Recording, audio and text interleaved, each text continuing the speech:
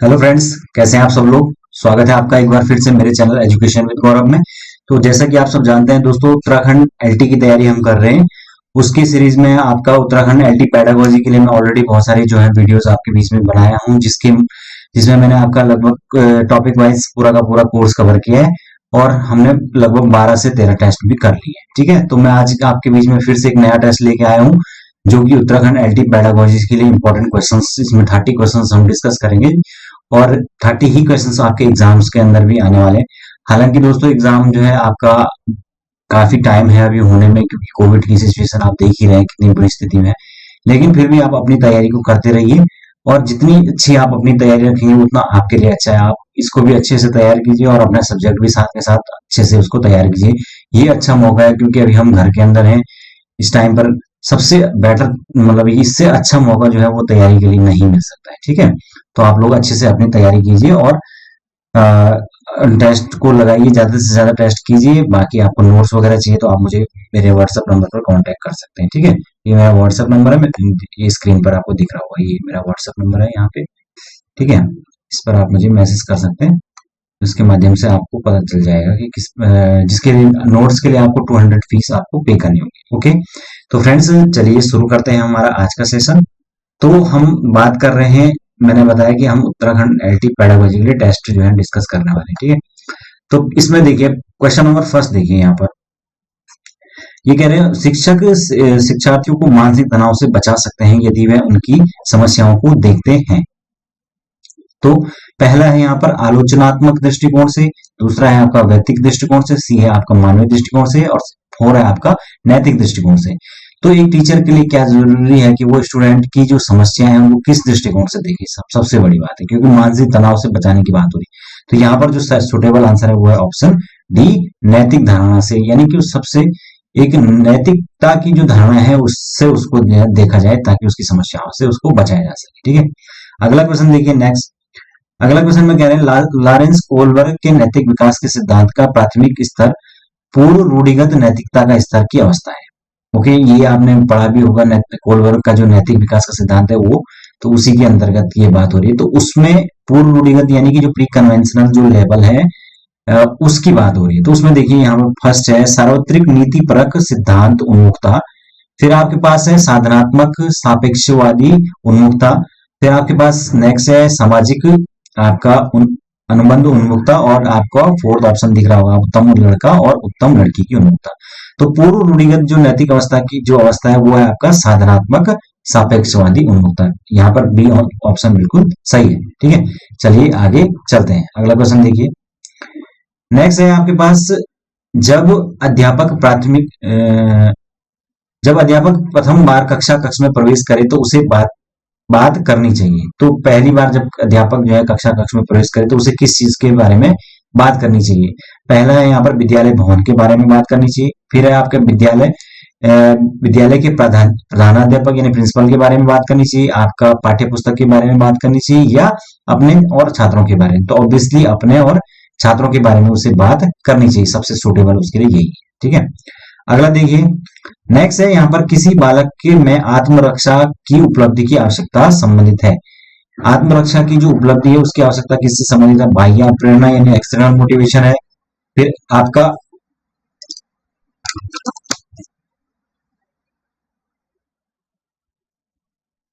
External motivation है, आपका आंतरिक प्रेरणा है, परिवार से है, या बालक के व्यवहार से। तो आपको बताना है कि इनमें से किससे जो है वो आपके बालक की उपलब्धि की आवश्यकताएं जुड़ी हुई है। ठीक है, तो यहाँ पर जो सही उत्तर हो जाएगा दोस्तों वो हो जाएगा ऑप्शन बी, आंतरिक प्रेरणा से जुड़ी हुई है। ठीक है, अगला देखिए नेक्स्ट, शिक्षक से समाज को अत्यधिक अपेक्षाएं रहती है अथवा उसे कहा जा सकता है।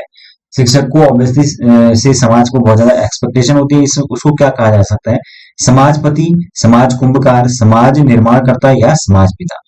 तो यहाँ पर जो सही उत्तर है दोस्तों वो हो जाएगा समाज निर्माणकर्ता। समाज का निर्माणकर्ता शिक्षक को माना जाता है। ठीक है, अगला देखिए नेक्स्ट, निम्नलिखित में से कौन सी शिक्षण पद्धति बच्चों में लोकतांत्रिक जीवन शैली को प्रोत्साहित करती है, डेमोक्रेटिक जो वैल्यूज है उनको प्रमोट करेगी। तो आपका पहला है यहाँ पर सामाजिक अंतःक्रिया, फिर है व्याख्यान पद्धति, फिर है खोज पद्धति, या प्रयोगात्मक पद्धति। तो यहाँ पर बात हो रही है लोकतांत्रिक यानी डेमोक्रेटिक जो वैल्यूज है उनको प्रमोट करना। तो उसमें जो सबसे सही है सुटेबल वो ऑप्शन फर्स्ट ही होगा, क्योंकि जब सोशल सामाजिक अंतरक्रिया होगी, लोगों से ज्यादा वो बच्चा जो है घुलेगा मिलेगा, सामाजिकरण होगा, बातचीत होगी, तब जाके उसका क्या होगा, एक उसके अंदर डेमोक्रेटिक वैल्यूज आएंगी। ओके, तो इसलिए राइट आंसर हो जाएगा आपका ऑप्शन फर्स्ट। ठीक है, चलते हैं आगे। अगला देखिए, नेक्स्ट है यहाँ पर, छात्र को क्या और कितना पढ़ाया जाए इस बात का निर्णय अध्यापक करता है, यह शिक्षा के किस क्षेत्र के अंतर्गत आता है ना। तो हम सब जानते हैं यार, कितना पढ़ाना है क्या पढ़ाना है ये आता है, ये सब टीचर के ऊपर डिपेंड करता है। तो निश्चित उद्देश्य का सिद्धांत है, चयन का सिद्धांत है, नियोजन का है, या रुचि का सिद्धांत। तो ऑब्वियसली ये आपका चयन के सिद्धांत के अंतर्गत आता है। ये चयन का सिद्धांत ये कहता है कि ये सारी की सारी जो चीजें हैं, जैसे कि आपका किस प्रकार से जो है पढ़ाना है, कितना कौन सी शिक्षण विधियों का प्रयोग करना है, किस बच्चे को किस मेथड से पढ़ाना है, या जो बच्चे की कमियां उसको किस प्रकार से ढूंढना है, कौन से जो है टीएलएम जो है यूज होने चाहिए, ये सारी की सारी जो चीजें होती हैं, ये आपका बच्चे टीचर के ऊपर है, टीचर उसका चयन करेगा। तो ये चयन का सिद्धांत के अंदर आता है। अगला देखिए, आपके विचार में चिंतन शक्ति विकसित करने का क्या उपाय है। छात्रों को समस्या समाधान विधि से पढ़ाया जाए। दूसरा है, छात्रों को खोज एवं ब्रेन स्टॉर्मिंग विधि से पढ़ाया जाए। फिर है आपके पास, छात्रों में स्व अध्ययन की आदत का विकास किया जाए, या उपरोक्त सभी। तो फ्रेंड्स, यहाँ पर ये सारे जो है वो चिंतन शक्ति यानी कि थिंकिंग जो पावर है उसको विकसित करने में सहायक सिद्ध हो सकती है। ओके, इसलिए सही उत्तर हो जाएगा ऑप्शन डी। अगला देखिए, नेक्स्ट है यहाँ पर, राष्ट्रीय शैक्षिक सर्वेक्षण के अनुसार बच्चों के विद्यालय छोड़ने के क्या कारण हो सकते हैं। तो पहला है यहाँ पर, विद्यालय की पाठ्यचर्या को नीरस पाते हैं, बच्चे स्वयं कार्य करना चाहते हैं, फिर बच्चों की इच्छा अनुसार पाठ्यक्रम नहीं है, क्या उपरोक्त में से कोई नहीं। तो जो सबसे प्रोमिनेंट जो कारण है वो है आपका ऑप्शन फर्स्ट, विद्यालय की पाठ्यचर्या को वो क्या पाते हैं, नीरस पाते हैं, यानी कि उसमें उनको कोई इंटरेस्ट नहीं होता है। ओके, चलते हैं आगे। अगला देखिए, नेक्स्ट है आपके पास, शिक्षा का रुचि का सिद्धांत यानी कि थ्योरी ऑफ इंटरेस्ट कहलाता है, बताता है कि शिक्षक को अपने छात्रों को पढ़ाने के लिए रुचि लेनी चाहिए। बी है आपका, शिक्षक को बालकों में सीखने की रुचि पैदा करनी चाहिए। फिर आपके पास, रुचि से बालकों का जीवन संवरता है। और फिर है आपके पास नेक्स्ट, छात्रों को जिस कार्य में रुचि नहीं होती है वो उसे मन लगाकर नहीं करते। तो यही उत्तर बिल्कुल सही है, जिस चीज में उन्हें इंटरेस्ट नहीं आएगा उस चीज को वो ऑब्वियसली मन लगाकर नहीं करेंगे। तो यही बात जो है वो इंटरेस्ट, रुचि का जो सिद्धांत है वो बताता है। ठीक है, अगला देखिए, शिक्षक को अपनी विषय वस्तु में निरंतर नए ज्ञान का समावेश करते रहना चाहिए, जिससे कि क्या हो, वह छात्रों को नवीनतम ज्ञान दे सके, छात्र कक्षा में शांत रह सके। फिर आपके पास, छात्र शिक्षक की योग्यता का लोहा मान सके और अध्यापक का ज्ञान बढ़ सके।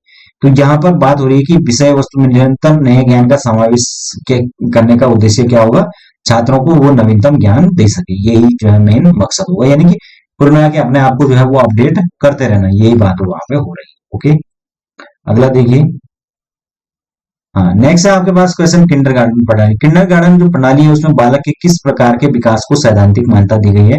तीव्र विकास का सिद्धांत, नियमित विकास का सिद्धांत, स्वतः विकास का सिद्धांत, या अनियमित विकास का सिद्धांत। तो यहाँ पर जो मान्यता दी गई है वो स्वतः विकास का सिद्धांत, यानी कि बच्चे को एक नेचुरल जो इन्वायरमेंट है उसमें किस प्रकार से हम उसका डेवलपमेंट कर सकते हैं उसकी बात हो रही है, कि उसको उसके एक सेल्फ नेचुरल इन्वायरमेंट में उसका विकास करना है, इसकी बात हो रही है। ठीक है, तो यह है आपका किंडरगार्टन मेथड। अगला देखिए नेक्स्ट, मॉन्टेसरी शिक्षा प्रणाली का बुनियादी ढांचा लागू होता है। तो यहाँ पर इसको एक मिनट में जरा पर खिसका लेता हूं।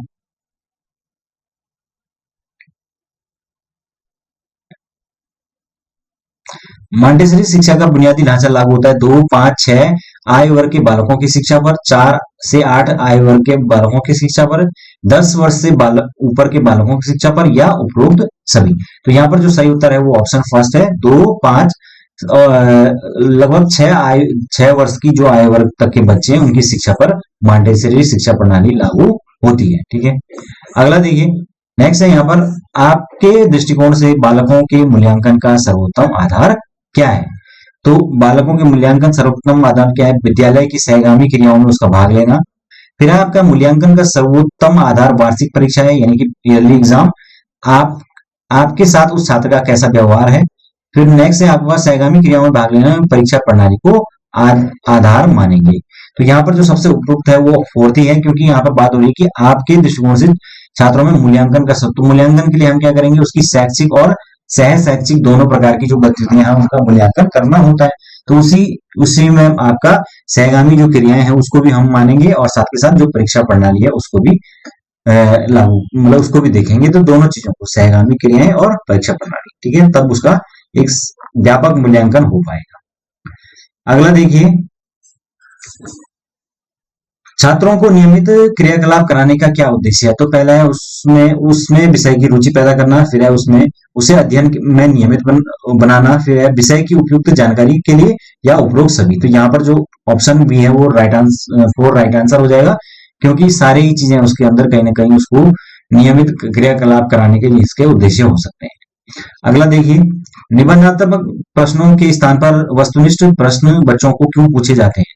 तो पहला यहाँ पर कि छात्रों को समय का महत्व दर्शाने के लिए, फिर है कम समय में ज्यादा काम करने के लिए, फिर ज्यादा प्रश्नों का उत्तर जानने के लिए, या उत्तर पुस्तिका का हल करने में आसान होती है।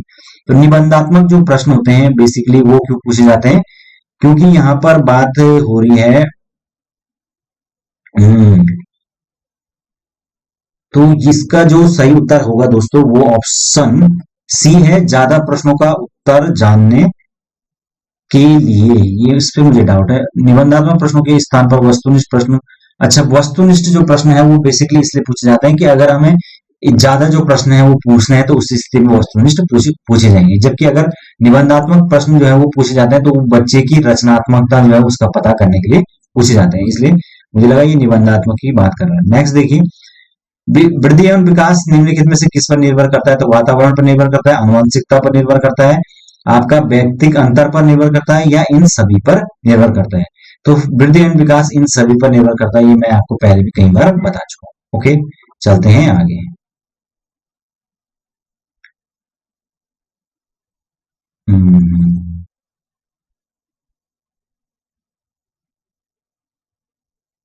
नेक्स्ट आपके पास बच्चों को व्याकरण का जो ज्ञान है वो कराया जाना चाहिए, क्योंकि इससे बच्चों का व्यक्तित्व निखरता है, इससे शुद्ध बोलना व लिखना आता है, व्याकरण से बच्चों का आत्मविश्वास बढ़ता है, या बच्चों को शुद्ध पढ़ना आता है। तो इससे सबसे इंपॉर्टेंट क्या है, व्याकरण क्यों जरूरी है? क्योंकि इससे शुद्ध बोलना और लिखना आता है ना, इसीलिए तो हम किसी चीज का जो ग्रामर है वो पढ़ते हैं, किसी लैंग्वेज का। नेक्स्ट आपके पास शिक्षा शास्त्रियों की मान्यता है कि शिक्षण में सर्वाधिक जो चुनौती निहित रहती है। तो पहला यहाँ पर शिक्षकों द्वारा उचित परिश्रम की प्राप्ति के लिए शिक्षक। सेकंड है आपके पास छात्रों की विकासात्मक विकास की देखभाल के लिए शिक्षकों की व्यक्तिगत विकास की देखभाल करना, या शिक्षण विषय वस्तु को सीखने में पुरस्कार दंड को न्यूनतम रूप में प्रयोग करना। तो यहाँ पर है कि शिक्षण में सर्वाधिक चुनौती निहित रहती है। तो किस चीज की चुनौती सर्वाधिक है? तो यहाँ पर जो सही उत्तर है ऑप्शन बी है, छात्रों के विकासात्मक विकास की देखभाल करना, यानी कि उनका डेवलपमेंट सही से हो पा रहा है कि नहीं हो रहा है, इस चीज को ये चैलेंज है और इस चीज को देखना सबसे ज्यादा चुनौती है शिक्षण। ओके, अगला देखिए, नेक्स्ट है आपके पास बिहार सरकार ने मजदूरों को के बच्चों को पढ़ाने के लिए किस तरह के प्रयोग किए? तो पहला है चरवाहा विद्यालय की स्थापना की, फिर है आपके पत्राचार पाठ्यक्रम आधारित शिक्षा की व्यवस्था, फिर है जातीय शिक्षा की व्यवस्था, और फिर है उपरोक्त सभी। तो यहाँ पर जो है इन्होंने जो बिहार सरकार ने बच्चों को पढ़ाने की व्यवस्था की थी वो है चरवाहा विद्यालय की स्थापना की थी। ओके, अगला देखिए, राष्ट्रीय पाठ्यचर्या राष्ट्रीय शिक्षा नीति 1986 की मुख्य विशेषता है। पहला है यहाँ पर समानता के लिए शिक्षा, फिर आपके पास अल्पसंख्यकों के लिए शिक्षा, फिर है उचित अनुसूचित जो जनजातियां हैं उनके लिए शिक्षा, या उपरोक्त सभी। तो 1986 की पॉलिसी में बेसिकली ये सारे के सारे जो है इनके उद्देश्य थे। वहां पर समानता की शिक्षा की बात हुई थी, अल्पसंख्यक यानी कि माइनॉरिटीज की बात हुई थी कि उनको ज्यादा से ज्यादा वो पिछड़े हुए हैं, उनको एजुकेशन नहीं मिल पा रही होती, तो उसके उनके लिए प्रयास किए जाए। फिर अनुसूचित जनजातियां यानी शेड्यूल जो ट्राइब शेड्यूल कास्ट, उनके एजुकेशन को किस प्रकार से हम उसको लाके उनको मेन स्ट्रीम में ले आए, इन सब चीज के बारे में बात हुई। तो ये 1986 की जो पॉलिसी है इसके बारे में जो है क्वेश्चंस जो है वो पूछे गए थे आपके लेक्चर के एग्जाम में, ठीक है। अगला देखिए, नेक्स्ट आपके पास बाल केंद्रित जो शिक्षण प्रणाली की क्या विशेषता है? तो इसमें शिक्षण में छात्रों की भागीदारी अधिक होती है, फिर इसमें बालकों को प्रधानता दी जाती है, फिर है आपका शिक्षण अधिगम प्रक्रिया पर विशेष ध्यान दिया जाता है, या उपरोक्त सभी। तो बाल केंद्रित जो परीक्षण है उसमें बेसिकली ये सारे के सारे जो है काम होते हैं, उसमें आपका शिक्षकों शिक्षण में छात्रों की भागीदारी ऑब्वियसली होती है, बच्चों को प्रधानता होती है और शिक्षण अधिगम प्रक्रिया पर पूरा ध्यान दिया जाता है। तो इसलिए ये सारे ऑप्शन बिल्कुल सही जाएंगे। ओके, चलते हैं आगे।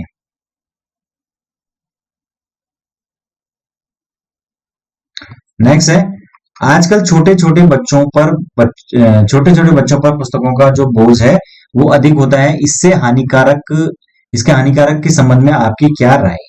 मतलब जो बच्चे हैं उन पर ज्यादा जो बोझ है उसका क्या मतलब नुकसान हो सकता है। तो पहला है, छात्र प्रत्येक का अध्ययन नहीं कर सकता, भी है। पुस्तकों के अनावश्यक भार से बच्चों के मस्तिष्क का विकास अवरुद्ध होता है। फिर है, छात्रों में अध्ययन के प्रति अरुचि पैदा होती है। और फिर है, छात्रों के कंधे की हड्डी पर कुप्रभाव पैदा होता है।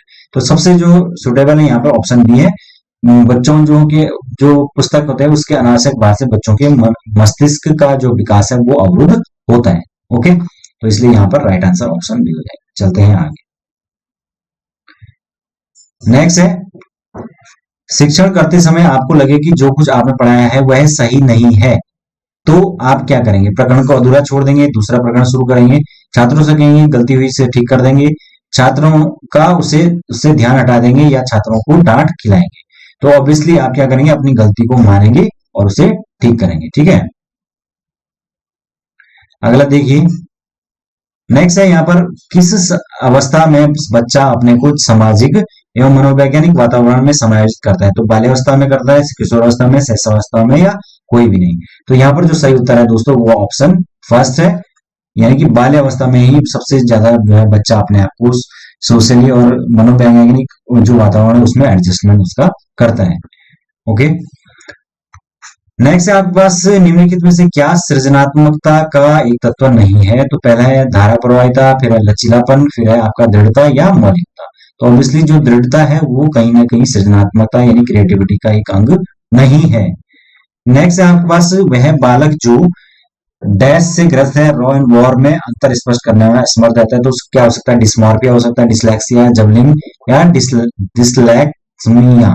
तो ऑब्वियसली बात है उसे क्या होगा? डिसलेक्सिया। ठीक है, तो ये डिसलेक्सिया के लक्षण हैं ये सारे के सारे। अगला देखिए, व्यक्ति की विभिन्नता के अध्ययन हेतु उपयुक्त विधि नहीं है। व्यक्तित्व परीक्षण, संवेग परीक्षण, अभिरुचि परीक्षण या लिंग परीक्षण।